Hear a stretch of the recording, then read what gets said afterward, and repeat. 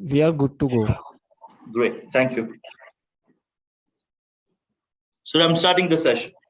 Yep. So good evening all. I'm Dr. Sanket Nivale, representing Medical Affairs at Emcure Pharmaceuticals. Today, we are again gathered here to listen from our eminent moderators and chairperson on the background of no thrombosis workshop series in acute ischemic stroke, the brilliant and the different with unique cases that we come every month in terms of giving an insightful addition to the science, to the exposure, to the understanding of managing acute ischemic stroke. With that, I'll take my privilege to introduce our key chairperson today. We have Dr. N.R. Ichaporia, sir. Sir is a director, neurology at Sahyadri Hospital, Pune. He is first neuro ICU and neurointensive care of Pune. He has been a pioneer in thrombolysis treatment for stroke in India. More than 300 public lectures and workshops on stroke. Member of the Indian Stroke Association and the organizing president of StrokeCon 2012, the organizing president of ISA Stroke School. He is the ex-president of the Society of Neurosciences Pune and ex-president of Maharashtra Academy of Neurology and founder of the Pune Stroke Group. Principal investigator for multinational stroke trials like the PERFORM, BG12, cortical venous thrombosis, BrainsGate, Interact 2. Recently awarded as Health Icon by Times of India Group. We welcome you for the event, sir. Our moderator for the event today would be Dr. Rajshekhar Reddy, sir. Sir is a director, Max Institute of Neurosciences, Max Super Speciality Hospital, Saket, New Delhi. Sir has been in Fortis Hospital, which is the Ranbaxy Group company in Noida from Jan 2005 to May 2006. He has 23 publications in national and international journals, participated as a speaker at multiple national and international platforms. Sir, we welcome you for the event. Thank you, Sanket. We have our first speaker today would be Dr. Venkatesh Shivraj Bolgave, sir. Sir is an associate professor in Department of Medicine at RGMC, Thane. Multiple publications in national and international journals and is interested in poster presentations at BNA in 2015. And sir would be presenting us today a case on acute ischemic acute stroke management, gray zones. Our second speaker for today would be Dr. Vinit Banga. Sir is a senior consultant neurology and neurovascular intervention at BLK Max Hospital, New Delhi. He has won the award for Best Poster at IronCon 2018, it's scheduled in Raipur. Gold medal in internal medicine, poster presentations at IronCon 2015 and 16, participated in Iron Barbecue Quiz at IronCon. Sir, we welcome you for the event. And with this, I now like to hand over the session to our chairperson, Dr. Ichaporia, sir. Over to you, sir. Thank you very much for the kind invitation and to take part in this very, very interesting series. This is the second part. The first part was very interesting. We had some fantastic cases and we had a lot of discussion which went on into the night and we had to actually stop it. And Dr. Rajshekhar Reddy was also there and he participated very actively in the discussion. So I welcome him once again. And so today we have two very bright and very young speakers, and we shall see what their cases have to offer, and then we can discuss them threadbare. Dr. Venkatesh, would you like to start? And welcome to the show. And it's a pleasure to have you. And we love to see young, bright people like you presenting cases and sharing your experiences. So perhaps you could start. Good evening, sir. Can you hear me clearly? Yes. Yes. Okay. So shall I share the screen? Yes, please.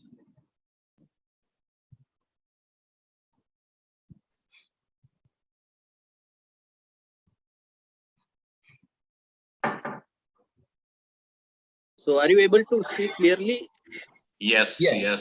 Okay. So good evening all. I first of all thank you everyone, and I would like to present the practical groundwork cases what we see. I work in Thane and I do freelancing, so visits multiple small hospitals and get calls. And as we know, many patients as a primary a health facility go to the nearest hospitals, and from there they are subjected to, depending upon their facility and affordability, they are subjected to higher centers. So I begin with my case. This is recent case. He is a 71-year-old male with no past history of diabetes, hypertension, dyslipidemia, coronary artery disease. He is a chain smoker. He had presented with right hemiparesis in December 2021. The symptoms had lasted for just 10 minutes and he had recovered fully. He was admitted and was evaluated in nursing home with MRI showing left MC a tiny cortical infarct. Angio was not done and he was started on dual antiplatelets, but he had poor compliance. He had left the medications after 15 to 20 days. In February, that's 22nd February, he again presented with acute right hemiparesis. The time of onset was approximately 12 p.m. His symptoms lasted for about 30 minutes and there was complete recovery. He went to a general practitioner from where he was asked to get MRI brain done with diffusion weighted and CT plane was done. With this MRI, he got admitted to a nursing home from where I had got a call. So this is the MRI diffusion and we can see a tiny infarcts, which is one is cortical and other is in white matter subcortical. Tiny dots we can see. So practically this is rather than a TIA, though there is clinical complete recovery, as there is MRI showing infarct tissue. This is ischemic stroke with complete recovery, what we can say. So these are a few questions I will be asking along with my presentations. So many times this discussion on TIA and minor strokes goes on. So, and that is defined by diffusion weighted images changes. So I would like to ask sir whether this is just arbitrary thing, because there are few issues like diffusion changes are time dependent. If a patient comes with minor stroke like this and we do scan very early in the course, we might small tiny infarcts. It also I think depends upon strength of MRI. If it is 0.1, 1.5 or 3, now mainly 1.5 Tesla MRI machines are available everywhere. But still, if it is done early, we might not able to see and we label. Even it can be missed in small cuts. So depending upon cuts, where is the section and posterior circulation, as we know. So practically, whether this is important to name it as TIA or stroke, I would like to ask sir. No, I think if there's a lesion seen on MRI, it is clinically a TIA, but when you do the scan and you show a lesion, means it's an infarct, clear cut. So if you get a MRI done early in the course and it doesn't show, Yeah, maybe and if you after miss some it. time it shows, sir, then what we Yeah, can say? yeah. It may take a few hours. Yes, sir. Because MRI early, very, very early, ultra early, may not show. So, but you know, very importantly, with all TIAs, you must do vascular imaging. Right, sir. You know, not doing vascular imaging, I think, is a mistake. Correct. So all TIAs have to be taken very, very seriously. It's not a minor event. It appears minor, but it is a very serious condition. And we must take it very seriously and not pass it off. You know, many people pass it off. They say it's hypoglycemia, or sugar was high, sugar was low, temperature was high, temperature was low, dehydration, and all that nonsense. So, you know, diagnosing TIA, most people, many physicians, many GPs are not able to diagnose TIA. And that is a very, very big mistake that they make. And we should avoid this mistake, and we must spread this message to everyone, all the GPs, all the physicians to whom these patients present, that TIA appears minor, but it is a serious neurological condition not to be taken lightly. So, Dr. Venkatesh, I'd like to add a little bit here. First of all, the terminology for such an event has been varied in the past, and this would be called a cerebral ischemia with transient symptoms. It's called a CITS, okay? And rather than a TIA anymore. Once you've shown that there is, so the terminology is CITS. Now, people with this kind of infarct, even if they have recovered completely, have a different outcome from a person who's had a pure TIA. In pure TIA, like you said, conventionally, the diagnosis is made that if anybody recovers within 24 hours, but most TIAs would recover within 5 minutes, okay?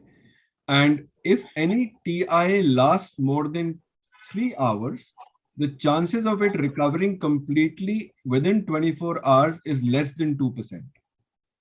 Okay, so if any weakness is lasting more than 3 hours, the chances of it recovering within 24 hours is less than 2%.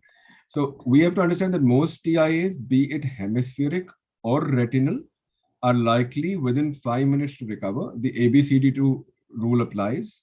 We look at that and we look at the risk factors for recurrence. The second is, in your case, what is important is that both the TIAs have occurred in the same territory. All the more worrying would be that I would consider looking at the left ICA and the left MCA to see if there's anything there which is causing a problem. And of course, if there's anything else which is causing an issue, of course, this person was non-compliant, he continues to probably smoke. But if there's any precipitous drop in blood pressure, which is aggravating things, sometimes, they get dehydrated, sometimes they're taking a lot of blood pressure medication. Some doctor is giving them for a 150/80 with a high-grade ICA stenosis. You make it 120/60, and then next thing you know, he's getting hypoperfusion and getting ischemia as a result of that. So terminology-wise, this is CITS. Other terminologies have been used, but CITS is a well-accepted terminology, and that's what I would label this patient as.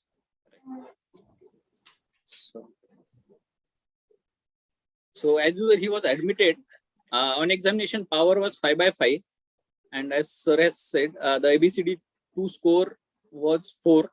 So he was started on dual antiplatelet. As an in nursing home, he received, before I saw him, he had already received ecosprin 150 milligram, clopidogrel 75, and Clexane as usual. Everyone continuously asks, and they eventually tend to give Clexane as an emergency measure in all nursing homes and many other hospitals, and also statin he had received. So this was the thing he had already received when I saw the patient.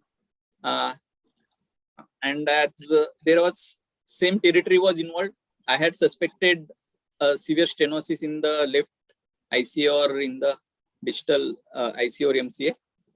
And in the same thing, I had explained to the relatives. It was around 3 p.m. when I saw the patients, and I had explained them regarding thrombolysis as well as interventions if required, because there were higher chances of recurrence. And after doing that, I told them to continue with dual antiplatelets and full dose of statin. And as I explained them, about 15-20 minutes, I explained them, and I just went outside, and immediately they called me, nurse called me and said, patient again had a stroke. So this is the patient.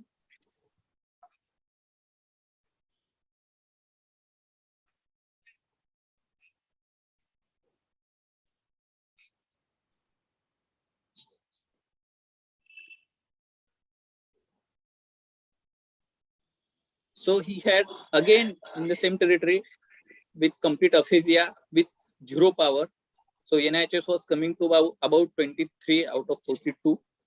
And this is the scenario now. We are in a nursing home with imaging study which was just done few hours back, and patient has stroke in front of us. So this is the scenario, and as I had explained to the relatives were all aware of the scenario, and there were some issues which I want to highlight. So whether this recurrence we will take it as ischemic or hemorrhagic stroke. This was important because I had told them classically about time is brain, and you are wasting 5 minutes also will cause loss of neurons. So what we'll take clinically if there is a recurrence of a TI in front of us, it will be taken as ischemic stroke only, I think. Or do we need to do a repeat imaging? This will be a question again. Dr. Venkatesh, Yes, this sir. was after you've loaded with the antiplatelets? Yes, sir. Yeah. What had happened? Since they had got report, provisional report, which has already mentioned ischemic stroke.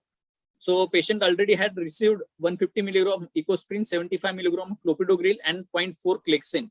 Right. So you didn't do the loading of 600 milligrams of... No, because it was done before I reached there, sir. Okay. All right. Okay. It was managed as a routine stroke. Okay. All right. No, because the thing is that the loading part of it, again, in lower ABCD scores, if your ABCD score is 4 and above, that's fine. But lower ABCD2 scores, you're supposed to give only solitary antiplatelet, which is 162 to 325. And if you have a high above an ABCD2 score, which is high risk, then higher risk of recurrence, then you do the dual antiplatelet routine. But I think that once you've given antiplatelets and a shot of Clexane, and if the NIHS is as bad as 23, I would probably recommend that you quickly at least scan the patient once to make sure there has been nothing major which has happened. You're right that likely chances are this is still ischemia only, but I would probably be very cautious about wanting to do. Now, capsular warning, this is not the territory for capsular warning from what you've shown. No, this is just a question I had kept, sir. Sure. This is not for capsular warning. Because, sir, the issue was where I had seen the patient, if I wanted to get an imaging done, it would have lost more than 45 minutes. I understand, but this is a tricky situation because once you have given dual antiplatelets as well as this thing, then the chances here are that it would still be ischemia. But the degree of worsening, the NIHS is being that high, would worry me if it abruptly happens. And obviously, one of the things is wait for 5 minutes and see if he recovers. Nothing like that. And if he recovers, then your answer is there that this can't be a bleed, right? So one is to wait 5-10 minutes and say, hold on, let me just see if he gets better immediately. And that's one way to do things. And the other thing is that if you have a scanner which is handy, I mean, see, logistics that if you take 45 minutes more to do a CT scan, it's a challenge. And I understand where you're coming from. So I think that if I have such a situation and if I have a scan available and I wait for 5-7 minutes and I see that he's not better, I would certainly take him for a scan before I do anything further.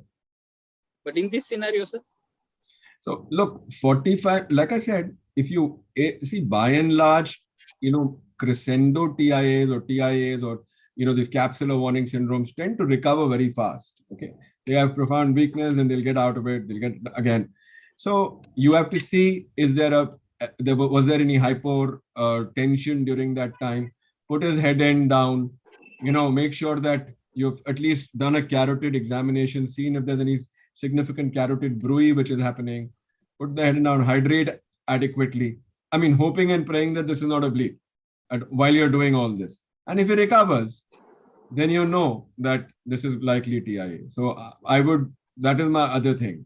To go in and to thrombolize in this situation without doing a CT scan immediately, if the patient recovers, my answer is there. If he doesn't, then I would be very cautious. I would still worry a little bit. It's a difficult call. I agree with you. Yes. Because what had happened, I had told relatives and they know that now this is going to be about 45 minutes to 1 hour delay. That was the situation, sir. Sir, Nasli sir, would you like to comment? Because sir, I would agree with Rajshekhar. I would like to do a scan. Okay, let it take 45 minutes, but I wouldn't thrombolize. Already Clexane is on board, and I'm scared really. So do a scan, CT scan, fast as soon as you can. So in cases of capsular warning, if patient already had 3-4 why episodes, are you saying capsular warning? No, this is not a scenario. I'm just considering a scenario, sir. If a patient has a capsular warning kind of picture and he again strokes in front of us, then whether again we'll repeat imaging and do, or No just need. since he No. already had 3-4 episodes and we go just ahead and then thrombolize. Then If you you can see a thrombolize. patient with a significant neuro deficit in front of you, you have to thrombolize. It is not a TIA. TIA is always a retrospective diagnosis. Right. When you see a patient with a weakness, it is a stroke. And if it is a stroke, you have to treat it urgently. You cannot say that it is a TIA. When you Correct. see a patient with a deficit, you cannot say TIA. Okay. TIA is always retrospective diagnosis. Pankaj, So I here think I would, yes, I know it is difficult to mobilize the patient and take him to the scan. It will take half an hour, 45 minutes. But I would do that. And maybe if I think of thrombolizing, I'll take the ampule there and in the scan, give him thrombolysis if I think it is okay. Of course, I would be scared because the Clexane is on board. Low dose, but even then it's on board and dual antiplatelets are already in. So the risk of hemorrhagic conversion is higher, but it's not really a contraindication. So, and the deficit is severe. And at the same time, I would do a vascular imaging because, his NIHSS is severe. He's 23. So I would do a CT scan with CT angio or MRI with MRI angio, whichever is available quickly, as quick as possible. I know the patient is in a small nursing home.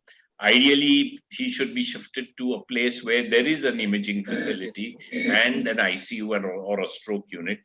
But these conditions are different everywhere. Correct. So you do the best you can. This is what I would do. I agree with Dr. Reddy fully. Dr. Venkatesh, you bring up a discussion about the capsular warning. And, I completely agree with you. If you have a capsular warning guy who's going in and out, now if he's going in and he's now weak and you're in a position to thrombolize, we know that for capsular warning, thrombolysis doesn't work very well. But for whatever it is worth, if the deficit is prolonged, because sometimes you start the thrombolysis before that the patient starts recovering. And it's a very tricky situation. So you're giving dual antiplatelets. It's very tricky and very frightening. If you see a patient with weakness, then you have no alternative. Correct. But I wouldn't think of capsular warning in this case. No, this is not this. I This just is given a just a scenario there discussion, okay. because I had that doubt because in this case we had earlier 2 ischemic events and No, third but event which when is was that happening, ischemic event? That was few months ago, no? 2 months ago he had, and the present one No. was just Capsular warning, you should, on one day, you should get TIA. no, sir, I had after just TIA. taken that situation Sure. scenario I understand. where there is Don't think of recurrence. capsular warning in this case. In Sure. this case, don't think of capsular warning. Correct. The only other thing is that I'm still saying that please be careful about blood pressure during these scenarios. Sir, that was normal, sir. Actually, he had around 130 and there was no obvious risk even if it's a factors. slightly higher blood pressure, it's all right. I mean, Right. yeah. So don't worry about lowering blood pressure. Then if there's any blood pressure with lower, that is the thing which is going to cause trouble in these patients. Yes. All right. Vinit sir was saying something. Vineet? Okay, carry on, Venkatesh. He'll come in later. Yes. So in this scenario, because of that pressure from the relatives and GP under whom was admitted, patient was thrombolized and shifted to a higher center with all the setups, sir. I know this is out of way. Just I brought up that scenario here, and I have explained them in all details that it might bleed, it should be like this, but still they wanted to go ahead, and he was thrombolized with Tenectase because that was available and given in bolus. And then he was shifted to a higher center where the facility was available. So the other thing was, sir, a stroke, and then again recurrence of stroke, whether we should thrombolize. In minor strokes we can thrombolize. That study is there. In cases of Clexane, sir, I had found one study, they said we can go ahead if the patient in low dose Clexane. Yeah. So sometimes in hospital patients, there are scenarios where patient is on Clexane, etc. And in hospital strokes we see, and in such scenario we can go ahead with thrombolysis with whatever diuresis we can take depending upon size of stroke. So I have a comment about that. I would like to say that two things. So whenever we have bleeding after thrombolysis, there are two things that we worried about. Non-compliance with protocol and use of antiplatelets and anticoagulants after thrombolysis. So nobody has talked before, right? So now a lot of time what will happen is that the patient will come at home, he will take a discipline and come to the emergency and he is a candidate for thrombolysis. Now having taken a discipline at home is not a contraindication. So sometimes they will go to call their GP and they'll be told to take an aspirin or clopidogrel or whatever. But the two things that result in hemorrhage post-thrombolysis are non-compliance with protocol to antiplatelet and anticoagulant after thrombolysis. So all this, which you're saying is absolutely right. And we wouldn't want to worry about. And even this past 3 months, having had a stroke, I think one of the concerns that people had with this kind of situation was whether it was a delayed post-stroke seizure and not truly a stroke and this and that, but it's not a risk for bleed. It's not a risk for bleed at all. And anyway, that infarct was very tiny. Tiny, very tiny. So, it's not a contraindication at all. Sure. Absolutely. So going Yeah, ahead. okay. No, tell me, you did a scan and then you thrombolized him, or you didn't do a No, scan? no, sir. Like I told you, this is out of way.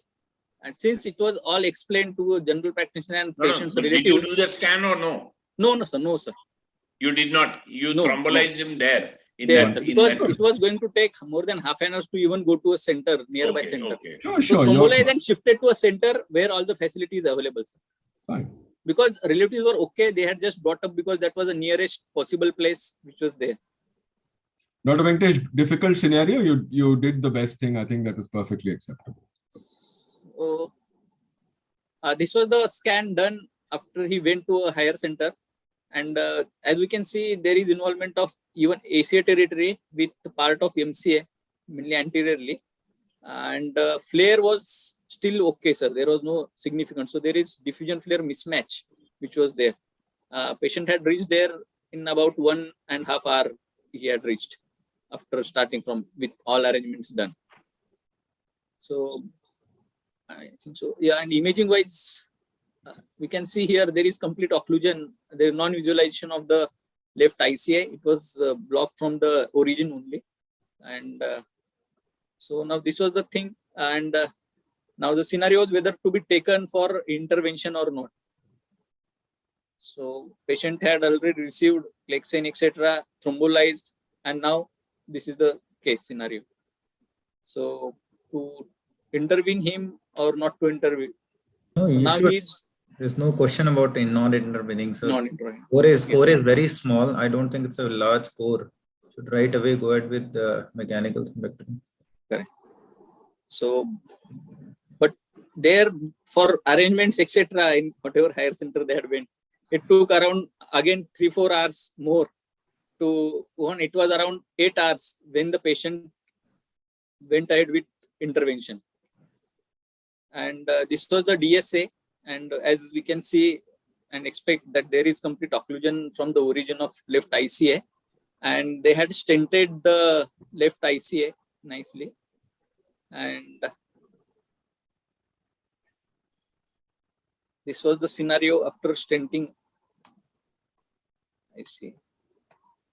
So there was tandem occlusions which we can see in the IC and MC and AC territories. So whether these are earlier, like beforehand, or No, the these were because of show thrombolysis. that previous Yes. picture. Show that previous picture. Where is the occlusion? Distal, no? This is ICA occluded. It is not visualized from the start only. Which is this vessel? This is the ICA, no? This is common carotid. This is external going, and ICA, it is here. It is not seen, sir. Sir, probably this patient had a tandem occlusion with severe carotid ICA stenosis at bifurcation, Yes. putting a distal artery to artery emboli leading to an MCA occlusion. He might have did a carotid balloon plasty and subsequently put in a stent. So it was probably occlusion from the origin, the bifurcation, and an MCA occlusion as well, a tandem one. Yes. So whether that MCA occlusion was because No, of but see thrombolysis. this vessel, what you are showing is the ICA, no? Which is this vessel? This is which common is going carotid, right sir. up. This is common carotid. This This is common, and Distal to that. So This is ICS. ICA. This is post-treatment, sir. This is Post-treatment, sir. No, where is the pre-treatment? That's what I'm saying. Where is the pre-treatment? Actually, I don't have that image, sir. Pre-treatment, I don't have. This is post-treatment. After doing plasty, and this is after doing stenting, sir. They had stented. Okay. So stenting was done, and where is this clot coming from? It was complete occlusion at the origin, sir. ICA. Stenosis. No. So what was done? Mechanical thrombectomy was done? Yes. Mechanical thrombectomy was done. No. Where? Where did this clot come from? From the MCA or ICA or where? ICA. This clot has come from the ICA? ICA, yes, sir. Okay. And the distally, sir, this was the scenario. On this first image, we can see there is occlusion again here in the MCA, and even the ACA is not filled.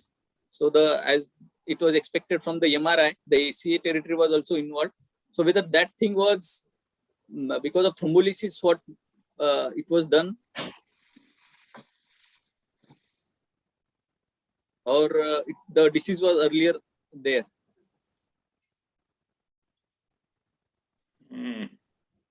Can I comment? Sir? Yeah. With your permission. Yeah. So probably Venkatesh, what has happened is he had an ICA occlusion with an MCA occlusion. While opening the ICA, must have taken the aspiration catheter up through wire. And while taking the aspiration catheter up and sucking the clot out, it had gotten distal embolization. So he had a tandem occlusion, probably an ICA occlusion with an MCA occlusion, or we created a tandem occlusion while opening the ICA. The clot migrated distally in ACA as well as MCA. Because otherwise it is not possible for the same clot to migrate in the AC as well as ICA. This is mostly during the procedure that it has happened. It happens not very commonly, but it happens in procedures whenever there is an ICA occlusion. Because when you are taking the aspiration catheter up and you are sucking the clot out, sometimes the clot might migrate distally. And the clot you were showing it cannot be from the ICA. The reason being that the clot burden in the ICA would be very huge in this case. So, and the origin was from the stenosis, obviously, but the clot was migrated distally. So this clot was from the MCA for sure. Well, that was what. Yes, that is what I thought, because it's too small from the ICA. I see. Yeah, but in the MRI, sir, we had seen that AC territory was also involved, and that was before what is involved? AC territory in the MRI. No, the whole ICA is block. There Yeah, is no it was flow, expected. no? So whether this was procedure related thing or that was the question, sir. So that's why I'm We saying can't it's say the that. ICA. You can't say that. Yeah. Okay. Then. So and that was the thing, sir. And this is the CT scan done next day, sir. Morning. Okay. So whether just there was a question. No, but what happened to the patient? What was his NIHSS? Yeah, patient, obviously, sir, he is aphasic because of that involvement of anterior. Did the NHSS decline? He was, sir, first day, though, he was intubated, ventilated, sir. He was extubated 2 days after. No, pre-procedure, what was the NIHSS? Sir, 23. 23, sir. 23. Yes. And now? And this is, sir, this is patient intubated still. This is next day. He's still intubated. Yes, sir. He was intubated for around 3-4 days, sir. Okay. So obviously there's a hemorrhage, and it's probably involving the whole ACA territory, and it's going into the ventricles, and there is mass effect. So I would call it PH2 actually. Yes. And we don't know the clinical conditions, but it's a sizable clot. I don't know whether it will produce decline in NIHSS or not, but there is definitely bleeding. Yeah. This bleed is perfusion, like since we had opened up, that has caused bleeding, or just because we had thrombolized and then it has intervention that has worsened this bleeding? Because MCA territory there is no bleeding. The ACA has bled. Yeah, but okay, it's not necessary that it should be everywhere, but in this area there is bleeding. And it's a blob. It's not a hemorrhagic infarct. It's a hemorrhage. Yes. It's a hematoma, and it has spread into the ventricles. So it is a bleed. There's no doubt. So, like, and probably there's some subarachnoid hemorrhage in the MCA territory also. So whether I understand your point. Your concern is that is this because of our mechanical intervention? Is it because of the thrombolysis we did? Is it because of the antiplatelets or the anticoagulants? so whether that has just added up, like, yeah. So everything is adding up.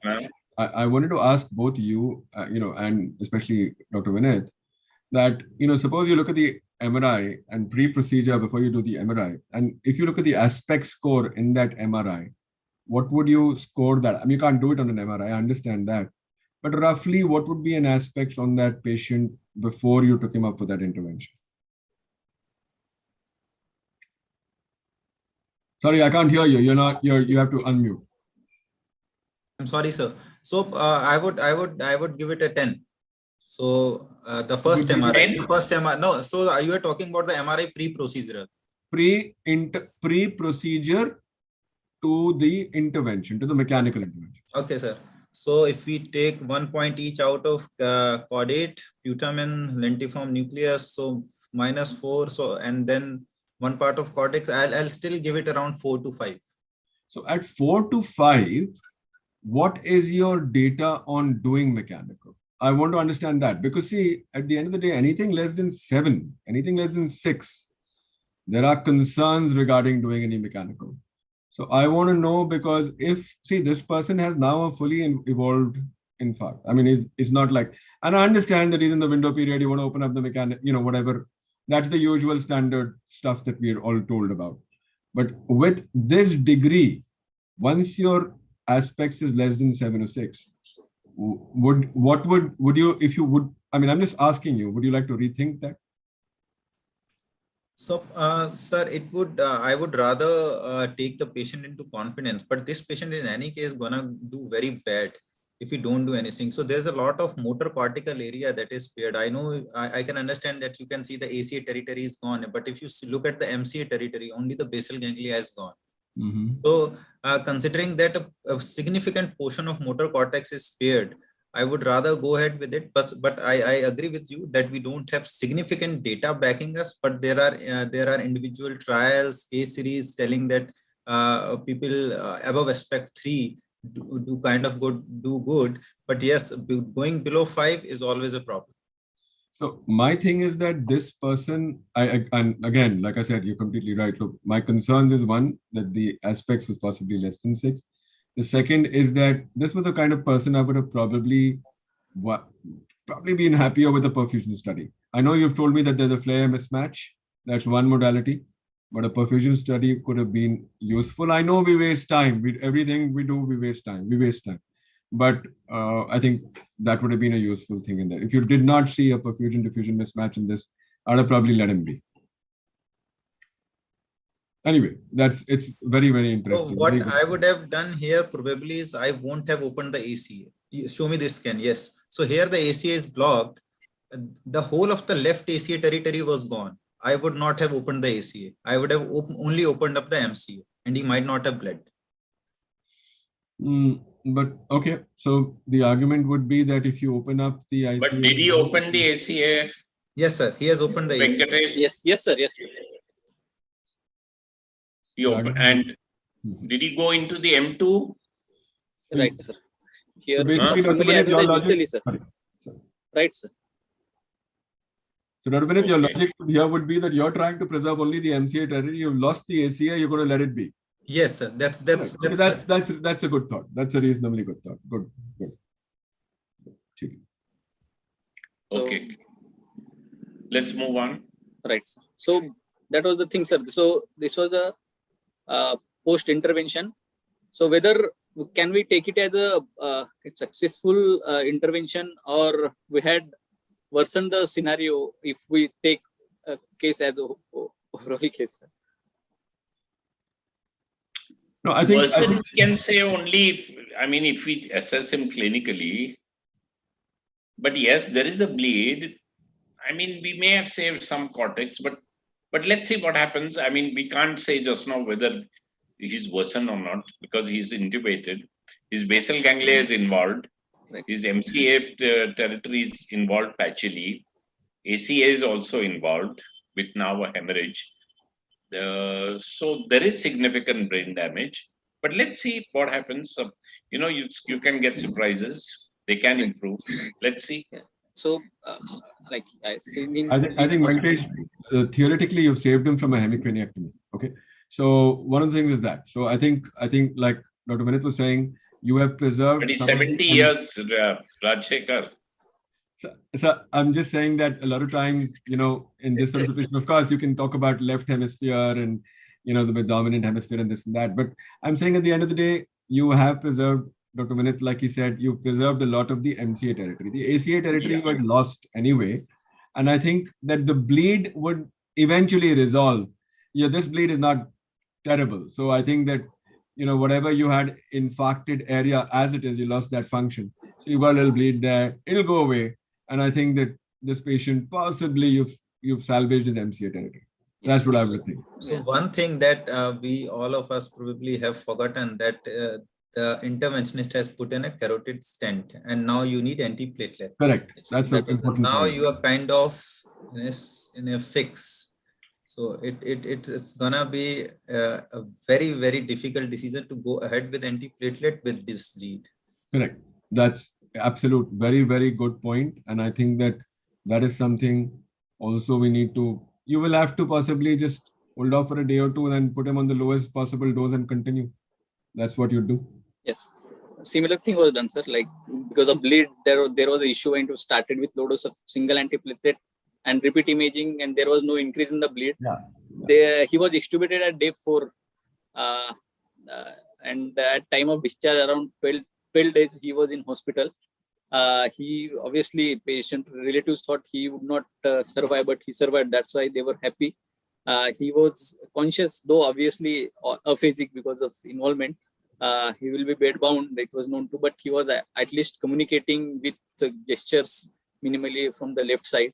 So that was at time of discharge, that was the case thing for the patient. So that was the thing. Thank you, sir. Excellent case, Venkatesh. I must compliment you, and the nuances you brought across were fantastic. I must tell you that was a very, very good discussion, and it was very nice, very good. Thank you, sir.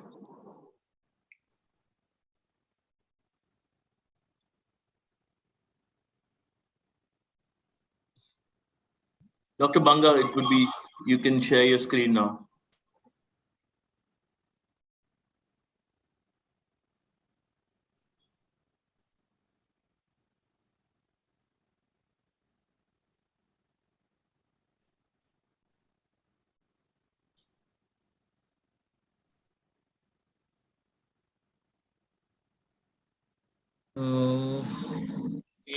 There are one or two points in Venkatesh's case, if I may just, take a minute or two. One is there is a long gap between the IVT and mechanical thrombectomy. You said it took 8 hours. So 8 hours for groin puncture time, or what exactly did you mean by 8 hours, Venkatesh? Groin puncture time. And how many passes did it take to open the vessel? No, I think so. Exact details, intervention that exact I don't know, sir. Actually. Yeah, and so it's important that the equipoise is at around 7 hours and some minutes, 14 minutes, I think. After that, the prognosis goes down, and it also depends on how much time it takes to open the vessel. And how many passes are required to open the vessel. Obviously, this one was a difficult one because you had to negotiate the internal carotid artery. Then you had to go into the ACA. Then you had to go into the MCA. So obviously, it must have taken more than an hour and more than a few passes. So the more passes that you take, worse is the prognosis because you are damaging the vessel wall. And because you're damaging the vessel wall, there is more chance of ICH. and also, closure of the vessel. So time is very important. The groin puncture should be done within 6 hours. Otherwise, the prognosis goes down rapidly. As it is, the aspect score is about 5 or 6. So we are pushing it even there. And now we are pushing it as far as time is concerned. And then we are pushing it for how many passes are required. So looking at everything, I would have thought that the prognosis would not have been good. And especially if that hemorrhage has occurred and it's gone into the ventricles. So obviously some more damage has occurred. We are left with a patient who's alive, but bedbound and hemiplegic and aphasic. So it's a big question mark whether really we have done good for the patient or not. These are the difficult problems with this stroke and mechanical thrombectomy. They are alive. We probably saved them from a hemicranectomy, but they are still vegetative. So, all these things are very important. So, time is important. I know it's difficult to shift the patient to a center and to treat him. And so we have to overcome all these barriers. Unless we overcome all these barriers, our results will be little difficult. I'm struggling with this, frankly, if you ask me. Like you, Venkatesh, I am struggling every day with this problem. And how to reduce time, how to get the cath lab in place, what devices to use, how quickly you can open the vessel, how few passes are required. All these things all add up and determine the prognosis. So these are all factors which you have to think about. And of course, costs.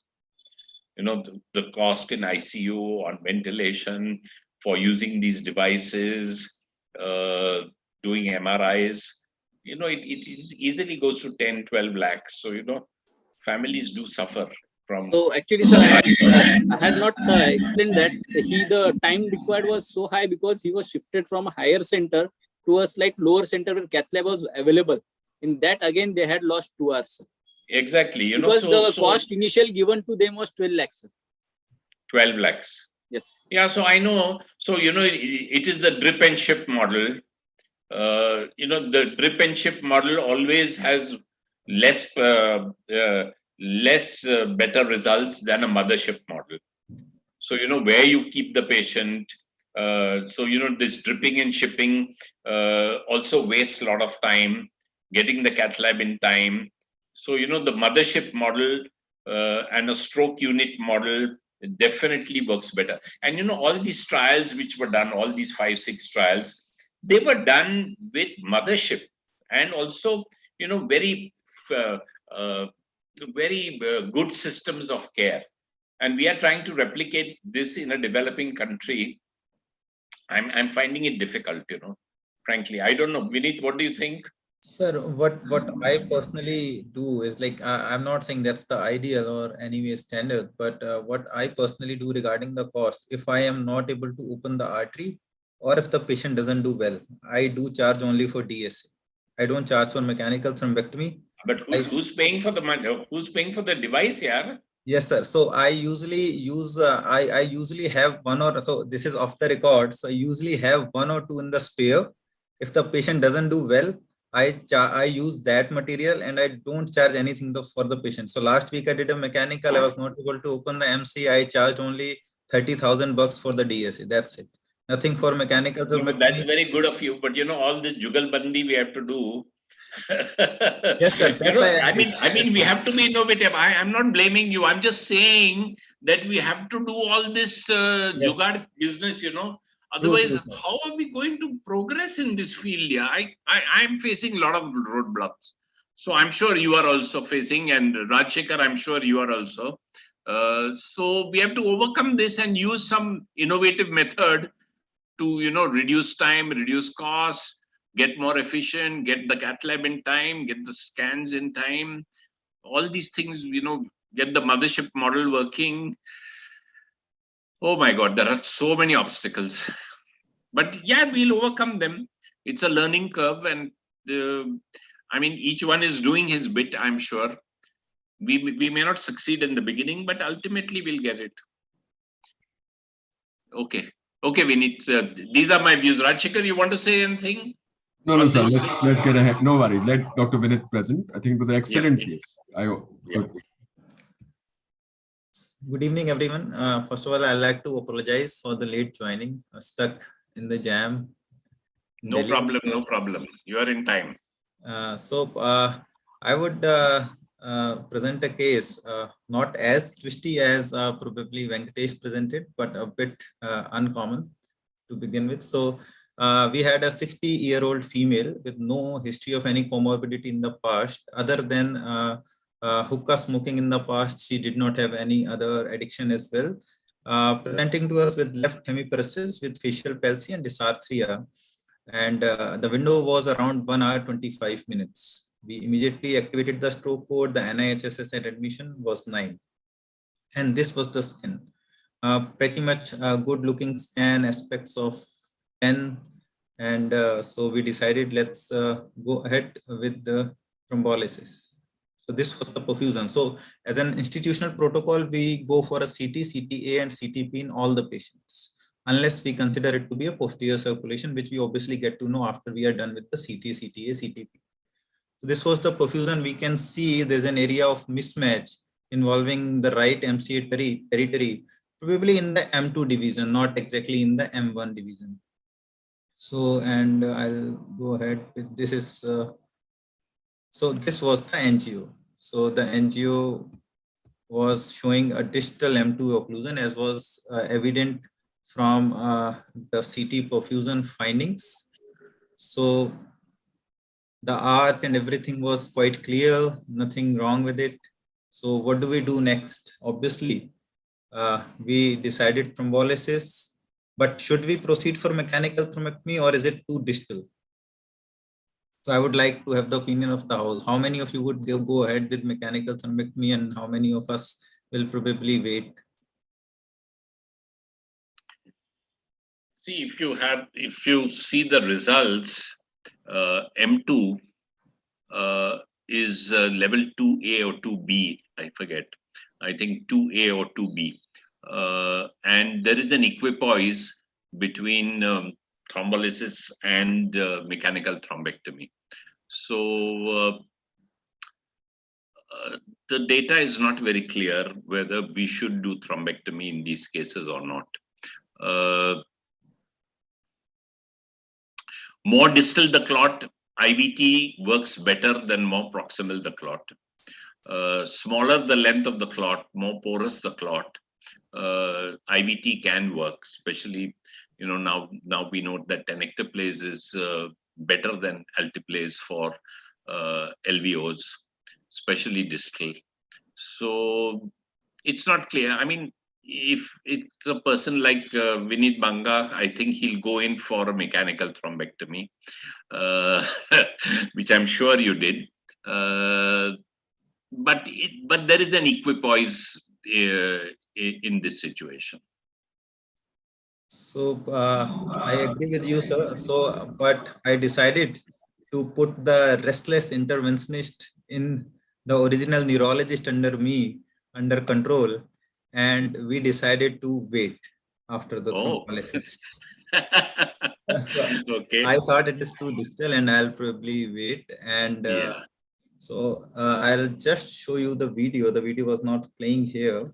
So I'll show you the video. So this was the patient. Can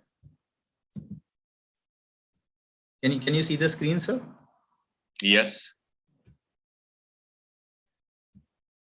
So this was the video after thrombolysis. Mataji. We can't see the video, huh? But you can't see. Just a minute.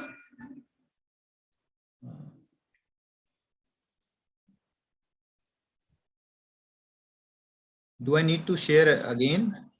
Your files are shared, but maybe you got to just share the video files separately. If it's not part of the PPT, it might not play always.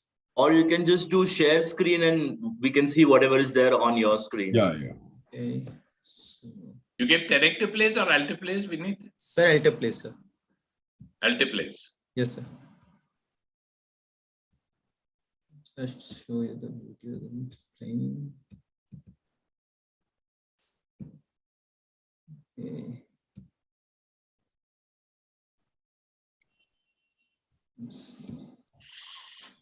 Probably it is not playing. So I'll show the video maybe later. It's not playing. The video. So just a minute, I'll share the screen again.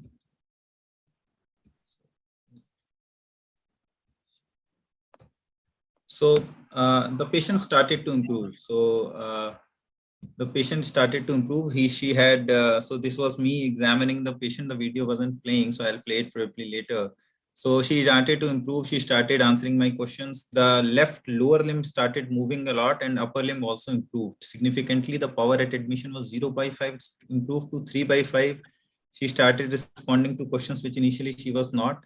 So we thought we are pretty much on the right track. But as we say, picture abhi baki hai. So this is not the end of the story. The story has just begun. So while I was standing next to the patient, I noticed that the patient had sudden lowering of GCS with one episode of seizure. Now, what would we assume? Probably and immediately the emergency team activated the code blue. But when we examined her, the BP was okay, and we presumed that it might be a bleed. Like that's what I guess anybody else in the house would be. So we presumed that it's a bleed. But what we also examined was that the patient now, who initially had a left hemiparesis with facial palsy, had developed right-sided hemiplegia with global aphasia and an altered sensorium. And now the NIHSS for the left side, if you conclude, has become 20. So currently she has left upper limb weakness, complete aphasia, right complete hemiplegia with an episode of seizure. So I thought there is definitely something wrong, because if there would have been bleed, the bleed would be in the involved territory because of reperfusion, and it should not happen on the left side usually.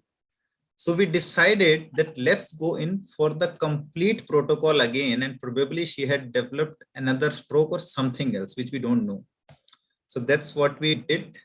So this was the patient. We'll play the videos later. So this was the possibilities that we consider: hemorrhage, repeat stroke, and post-seizure TOTS palsy. Then the nature of the seizure was GTCS, so it was not focal, or an allergic reaction to TPA, which is very, very uncommon, but yes, can be there.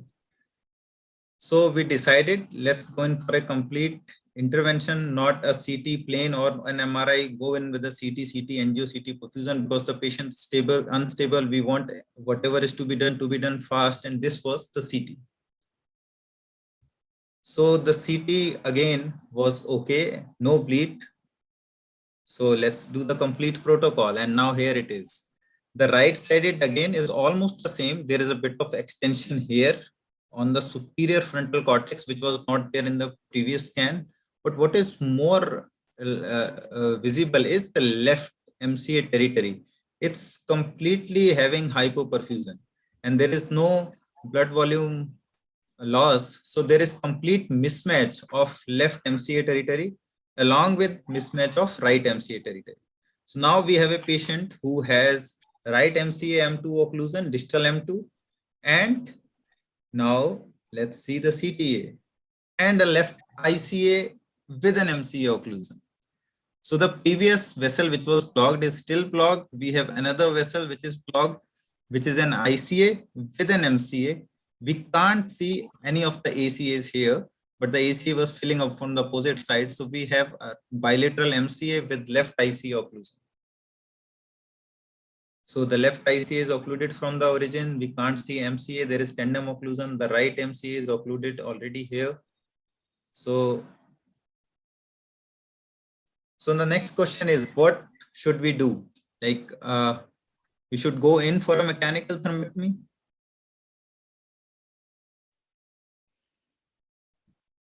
We have no alternative. So we went in. So, but which side to open first, left or right?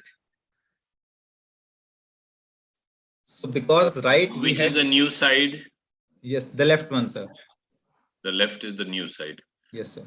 I think going for the left. Yes, that's what we decided, because left is bound to have more morbidity or mortality in case the patient survives and develops infarct. And moreover, we initially decided that will not go in to open the right MCA. So we decided, okay, we in any case decided not to open the right side. We'll go in and open the left side. And this was the angiography pre-mechanical thrombectomy. The ICA is completely occluded just after the bifurcation. Went in, took the guide catheter, the aspiration catheter up, and then we opened the ICA. This is the spasm that, like, because we took the guiding pretty much up, so there was a lot of spasm. We also see there's this PCOM, good PCOM, but the right ICA distally is still occluded. We opened the ICA distally, the supraclinoid portion. Then we found the MCA is occluded in the M1 segment. We went in, deployed the stent, did everything that we could. And this was the aspiration catheter. We took the aspiration catheter right up there at the mouth of the clot, and this was how it was it. So we had a TK3 recanalization pretty early. So the timing is 7:54 p.m. As I mentioned, the patient presented to us around 4:30, which was the first stroke. And then after an hour or so, she developed this. And now we are pretty much in time. So the right side, we decided to go in for a DSA. So right side, the MC was occluded very, very distally. So the clot, which was relatively proximal in the previous scan, probably has gone forward because of thrombolysis or because of whatever way. So the thrombolysis might have also helped. So now on the right side, the occlusion is very distal. Moreover, it is in the territory which is not going to affect the functional outcome of the patient. It is in the inferior MCA division. Probably she'll have some amusia or whatever, a bit of neglect, but nothing more than that. And this was the MRI next day. So she had partial right-sided MCA territory, superior frontal gyri and part of temporal gyri involving the insula, some of it infarcted, and some of the left basal ganglia as well as corona radiata, which was infarcted. This was the CT scan on the 5th day. So we've saved a lot of tissue, I guess. So in the whole of the inferior frontal cortex, right motor cortex, the left motor cortex, a lot of it was saved. So we thought the patient might or might not do well, and she was discharged with an MRS score of 3. She was bed-bound, bedridden, and but we initially, because we were still in a fix, so we worked her up during the hospital admission, TEE, Holter, procoagulable state, looking for an malignancy, FTG PET, cardiac MRI, no matter what, but everything was negative.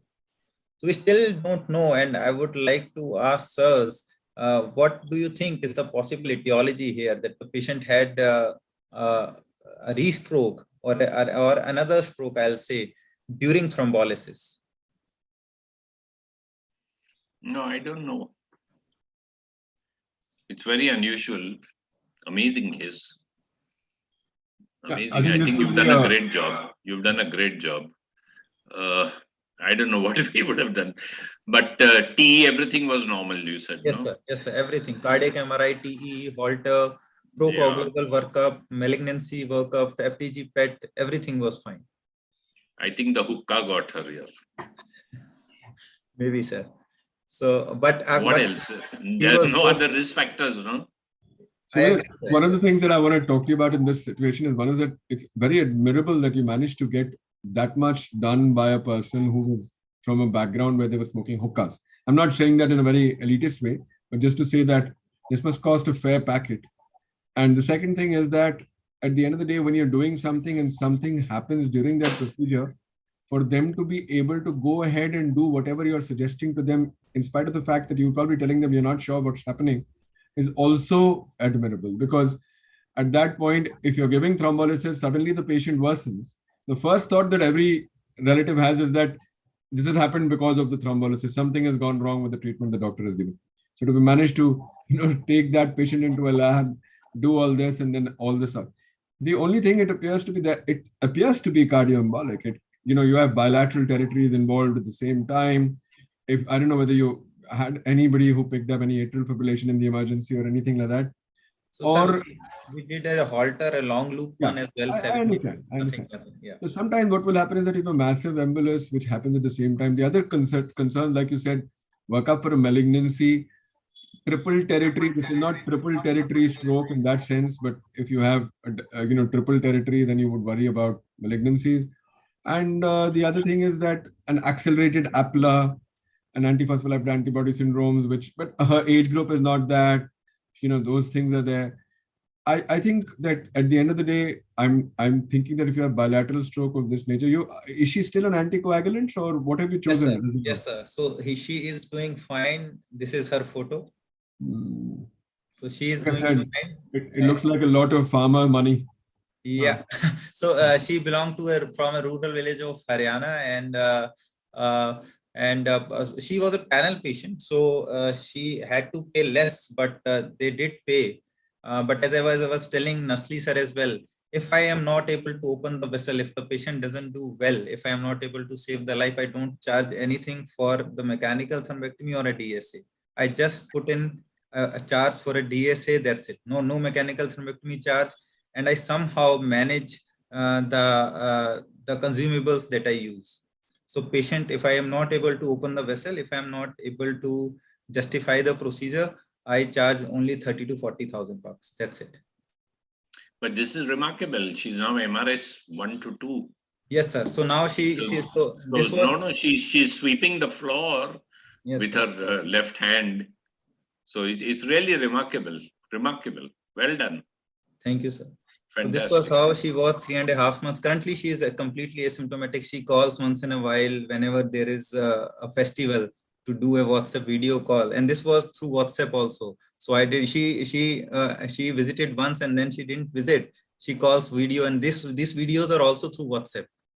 So and she did well. So I think what is the take-home message and the discussion here is that recurrence of stroke should be considered also while thrombolizing the patients, or we should not only consider about the fall in GCS. Examination is very important.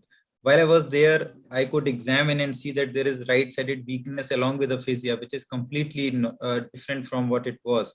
If not for the close examination, if the GCS is too low, probably we might have missed and might have delayed the imaging, which could have led to poor outcomes. So requires obviously a detailed evaluation. We unfortunately could not find anything, as Dr. Rajshekhar sir said. We started her on anticoagulation. She's still taking that. So this was about it. Thank you very much.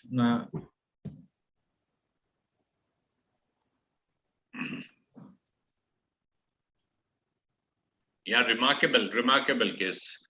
I mean, I don't think I've seen anything like this. And many congrats to you.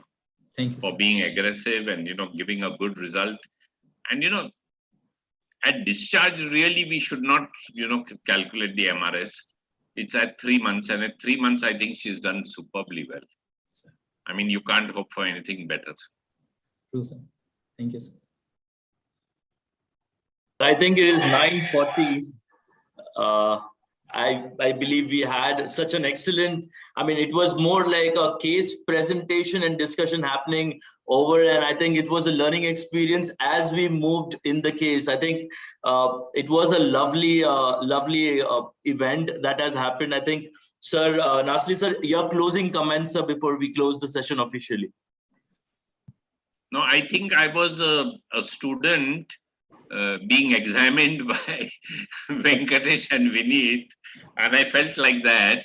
And I must congratulate both of them for the 2 wonderful cases. And as I've said, there are hurdles, there are difficult cases, but how you do in the end really matters. And really, it has been a very fruitful discussion, and we've learned so much. 2 remarkable cases. So, Rajshekhar, would you like to say something? I completely agree with you, sir. I think both of them did a fabulous job, outstanding. I think both the cases and the way it was presented. And, I think it was very, very good. And I'm sure you guys are going to do much, much better in the future. I'm very, very impressed with both the presentations. Excellent work. Yeah, keep it up. All right. And thank you. Thank you, sir. I think the way the cases went and the approach of Dr. Banga in terms of not charging the patient if it's not the outcome, I think that also created another remark for the audience. His hospital won't like him, huh? Be careful. So they don't know. They don't know. That's why it's off the record. Okay. Wonderful. No, just joking. I wish other people would follow you in the same way. Yeah. So with this, I would officially thank our chairperson, Dr. Ichapuria sir, our moderator, Dr. Reddy sir, and our wonderful case presenters, Dr. Vinit Banga sir and Dr. Volgave sir, for giving us such an insightful discussion and learning opportunity today. We will come again next month and with some more cases and with wonderful discussion and maximum interaction for our audience to learn more and interact more. With that note, I thank each and every one today and for attending, even including our audience who had been there patiently listening to us. There are no questions from the audience, Sanket? No, sir. I couldn't see any questions coming from the audience. How many people attended? There are more than 300 listening to us, sir. Oh. So we better be careful what we say, huh? So it's all India, so it's okay, I believe. Okay. Great, sir. Thank you. I wish everyone good night and thank you. All right. Good night, sir. Good night, Dr. Ichapuria. Good night, sir. Bye, guys. Thank you, Dr. Venkatesh. Very good. Thanks so much. Take care. Bye. Thank you. Bye, Sanket. Take care. Bye.